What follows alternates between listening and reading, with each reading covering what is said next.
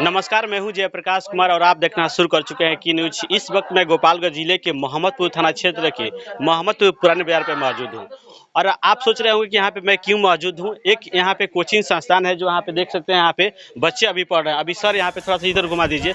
अभी आप देख सकते हैं यहाँ पे जो है सर है, यहाँ पे बच्चों को शिक्षा दे रहे हैं, पढ़ा रहे हैं, ट्यूशन पढ़ा रहे हैं। लेकिन हम यहाँ पे क्यों मौजूद है, क्यों आए हैं आप लोगों को बीच यह जानकारी देने के लिए कि हम बताएंगे कि यह बच्चा जो है, जो सर है, ये 9th क्लास में पढ़ते हैं और खुद 9th क्लास के बच्चों को ही पढ़ाते हैं।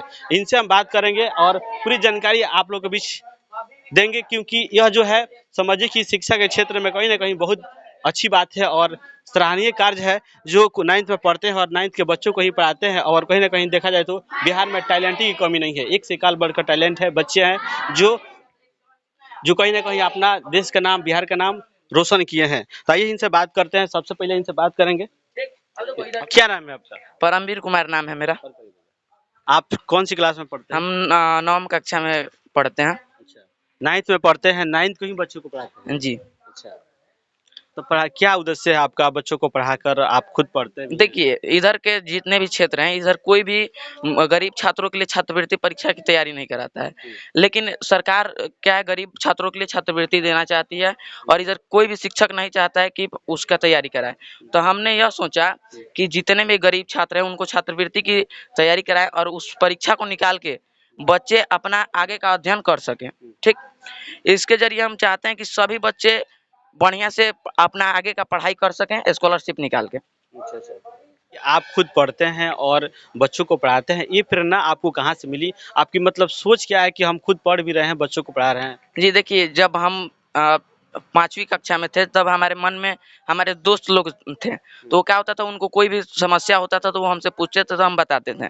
तो वो क्या करते थे, वो कहते थे कि हम आएँगे तुम्हारे से पढ़ने तो तुम पढ़ाना। तो उसी वक़्त से हमने ये संस्थान अपना चालू किया और वो जब दोस्त हमारे पढ़ने लगे तो वो और को बुलाने लगे। उसके बाद ये आज हमारा मुकाम है। देखिए कितना अच्छा बात है बिहार के लिए और पूरे देश के लिए। एक छोटा सा बच्चा जो है खुद कोचिंग संस्थान में बच्चों को पढ़ा रहे हैं और समझिए कि कहने का मतलब ये है कि कहीं ना कहीं हमारा देश जो है, बिहार जो है, बिहार के बच्चों में बहुत टैलेंटी है। कहीं ना कहीं देखा जाए तो थोड़ा सा पढ़ा के दिखाइए, हम आप लोगों को दिखाना चाहते हैं लाइव। अब देखिए क्या है, तो बहुपद में राशि कितने प्रकार का होता है? राशि 2 प्रकार का होता है। कौन कौन? और दूसरा का अचर राशि।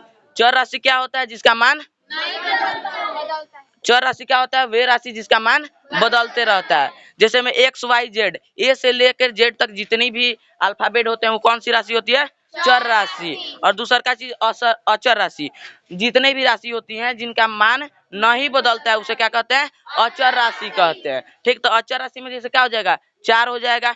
4 अगर यहाँ पे है तो तब भी 4 होगा और विदेश में जाएगा तब भी 4 होगा। लेकिन जो एक्स है, एक्स अगर अलग अलग समीकरण पे रखा जाए तो क्या होगा? एक्स का मान बदलते रहेगा। यानी इससे क्लियर होता है कि चर क्या है? बदलने वाली राशि है और अचर क्या है? नहीं बदलने वाली राशि है। तो इतना चीज क्लियर हो गया, चर और अचर। अब देखो, चर और अचर, जब चर और अचर मिलता है, इनके बीच कुछ लग जाता है। जैसे मान लो एक्स है और प्लस में 5 कर दिया तो इसके बीच क्या हुआ?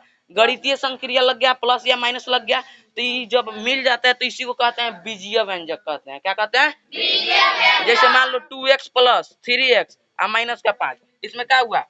प्लस और माइनस दो को चीज आ गया और चर और अचर दोनों है तो ये क्या हो गया? बीजीय व्यंजक हो गया। क्या हो गया? बीजीय व्यंजक। इसको क्या कहेंगे? बीजीय व्यंजक।